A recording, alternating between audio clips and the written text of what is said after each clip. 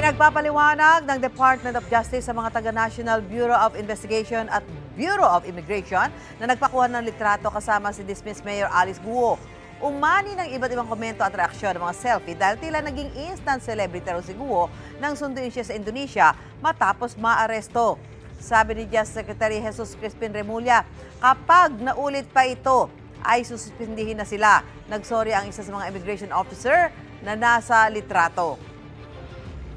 Ako po ay humihingi ng paumanhin din kasi actually yung picture po na yon ay it was not supposed to be disseminated publicly. Hindi maitago yung itin ng ibang ahente sa picture na yon kasi sa tingin ko po it's a sign of relief kasi yun po yung time na unang naibigay sa atin si Alice Guo. Hindi pwedeng pairali natin ang ganitong sistema na sineselebrate natin ang mga wanted. Ganun ba gusto natin lumabas?